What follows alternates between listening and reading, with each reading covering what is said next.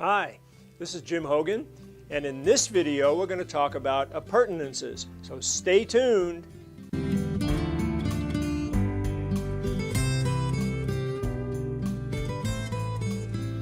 So what's an appurtenance? Well, this term appurtenance means anything that's attached to the land and transferred along with it. So when you buy and sell real estate, the land is the basic real estate, and anything tangible or intangible that is transferred along with it is referred to as an appurtenance. So we have a little diagram here, and let me ask you a couple of questions. That house there, that building, real or personal property? Real property, so it's an appurtenance. If the land is sold, the house is sold. How about the trees behind it? Real property, so that's an appurtenance. How about those cows? Well, they're personal property, so they would not be an appurtenance. How about that pink or purple mine in the background? That's right, it's real estate. Those mineral rights are real property, intangible, but they are real property, therefore an appurtenance. I don't know if you can see it, but way in the background there's a field of corn surrounded by a fence. That field of corn, real or personal property? It's personal property, it's not real property, so it's not an appurtenance. But the fence around it would be an appurtenance. And how about the water? Well, water and water rights are real property, so that would be an appurtenance as well. So let's talk about the tangible appurtenances. For example, buildings, trees, fences, sidewalks, any sewers, any improvement that man makes to property is considered to be an appurtenance to the land. Perennial plants, the landscaping that you install, that's real property as well, so would be an appurtenance. Perennial plants, plants that renew themselves year after year, are referred to as fructus naturalis, meaning fruits of nature. The term emblements, which we'll define in a second, emblements are personal property. So what's an emblement? Well, an emblement has two definitions. The first one is a crop itself, like that field of corn or a field of cotton. The second one is the right of a tenant farmer to go on the land after the lease has expired to harvest his or her crop. So the crop itself is called fructus industrialis, meaning fruits of industry. So crops are personal property, not real property. And the term that we use to define them is emblements. And again, the right of a tenant farmer to go back on the land after expiration of the lease in order to harvest the crop because the crop took longer than expected, for example, to mature. That right of that farmer is referred to as an emblement. So what are the intangible appurtenances? Well, for example, all the rights that go along with property, mineral rights, air rights, water rights, many of the rights and some more that we'll define in just a couple of minutes. How about easements? An easement can be both an appurtenance and encumbrance. It depends upon your perspective. For example, if I have an easement across your property to enter and leave my property, that is a benefit to my property, and if I sell my property to a third party, that easement transfers along with it. So that easement is an appurtenance that I have to my property.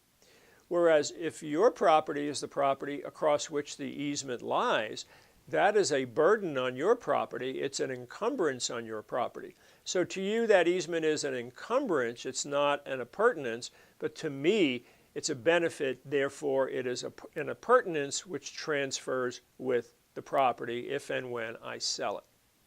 So there's a term that I want you to understand called the bundle of rights. And this term actually comes out of the Old English, where back in medieval times when a property might have been sold, all the villagers would come out to witness this transfer of ownership. And the seller might pick up a handful of earth and pass it on to the buyer, signifying he or she was transferring the land. And then the seller would take a bundle of sticks and pass those sticks along to the buyer. And those sticks represented all the rights that went along with ownership: the right to sell the property, the right to possess it, the right to lease it, the right to plant crops, the right to hunt and fish on the property, and so on.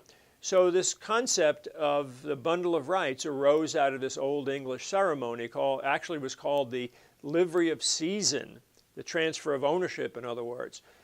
And today we still use this concept of the bundle of rights when we talk about different aspects of ownership. Here's, this schematic is a little bit hard for you to see, but it's a cross-section of a piece of earth, and you can see there's water flowing through it, so some of the rights would be water rights. Above that would be air rights. There's agricultural rights. Below the ground there's mineral rights. Over on the right-hand side there's development rights where those buildings are, and many, many, many other rights. Two of the terms I'd like you to be aware of, the first one being riparian rights. The term riparian refers to water. And riparian rights are the rights that an owner might have next to a river or stream. So if you own property next to a river or a stream, in some states, not all states, you may have the ability to use that water. Another term is littoral rights, and littoral rights refer to the zone between high water and low water where a property owner has property along a lake or the ocean. So in most instances, of course, the owner does not have rights to build or develop in that littoral zone, even though sometimes people do it, sometimes mistakenly, but it can pose some problems. So these two terms are terms you might hear. The term riparian rights dealing with water rights, and littoral rights, rights that someone might or might not have along a tidal zone. Now this term appurtenances and the bundle of rights. Let's take just a quick look and name a number of these appurtenances. The trees and all the other plants, they're appurtenances. The house and other buildings are appurtenances. The fences and any other improvements. The water or water rights. The coal or mineral rights. The air rights. The right to lease the property. The right to sell the property, of course. And the last one I'll mention here is the right to will the property. Your right to pass your property along to your heirs is a very important right. In fact, how many of us would be willing to buy a property if we did not have the ability to will it? So all of these taken together, plus many more that I haven't listed here, are referred to as the bundle of rights, and they are all appurtenances to real property. What does that mean? It's something that's attached to the land, tangible or intangible, that would be transferred along with it. So that's our little discussion on appurtenances. Thanks for watching, and please remember to subscribe to our channel. You can do so by clicking the link. That way you'll be sure to get any immediate updates on any other videos that we post. Stay tuned.